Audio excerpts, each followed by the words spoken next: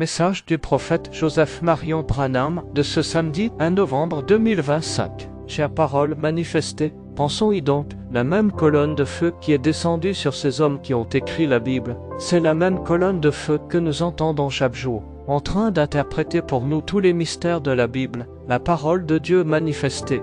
Dieu s'était voilé dans ses prophètes d'antan pour leur prononcer ces paroles. C'est ce qu'il avait fait à cette époque-là.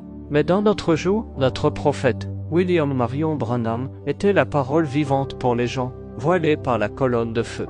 L'onction est une personne. Le mot Christ veut dire quelqu'un qui est loin. Voyez-vous, le loin. Alors, Moïse était Christ à son époque. Il était loin. Jérémie était Christ à son époque, avec une portion de la parole pour ce jour-là. Dieu interprète sa propre parole. Frère Branham les a prononcés. Dieu les a interprétés. Il avait la parole. Non pas un groupe, William Marion Branham.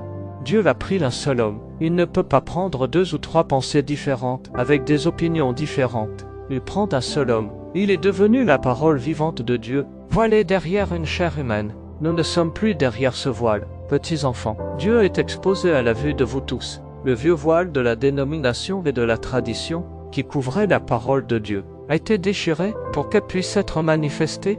En ce dernier jour, ce voile de la tradition a été complètement déchiré. Ici se tient la colonne de feu.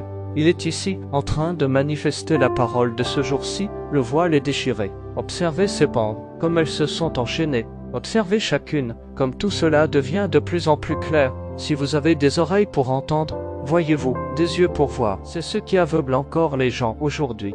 Ils veulent dire qu'ils croient que le prophète de Dieu a porté la parole, mais que maintenant cette onction est sur d'autres personnes pour nous conduire, non pas sur le prophète.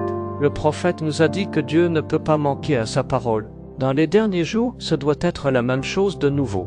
Dieu ne peut pas changer sa manière de faire, ou changer sa parole. Il a dit qu'il ne changeait pas. Il a toujours envoyé ses prophètes, non seulement pour apporter sa parole, mais pour conduire son épouse. Comme ça a été le cas dans tous les âges, la divinité voilée dans une chair humaine. Remarquez, c'est ce qu'il a fait. Les prophètes, c'était la divinité voilée, ils étaient la parole de Dieu pas vraie, voilée dans une chair humaine. Alors, ils n'ont pas fait attention à notre Moïse non plus, voyez-vous, Jésus. Alors, pour nous, ce n'est pas seulement une parole écrite, c'est une réalité, nous sommes en lui. Maintenant, nous en bénéficions. Maintenant, nous le contemplons.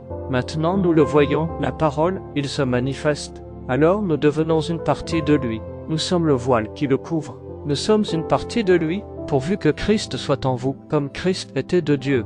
Nous sommes le temple de Christ, derrière le voile de notre peau humaine. Nous sommes des épîtres écrites, la parole écrite. Nous sommes la parole qui a été écrite, manifestée. Et quand vous voyez la parole manifestée, vous voyez le Père Dieu, parce que la parole est le Père.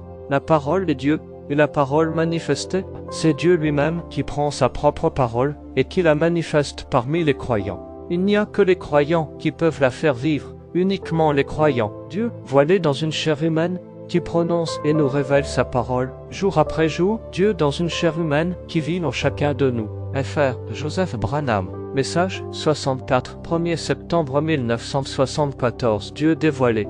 Heure, midi, heure de Jeffersonville.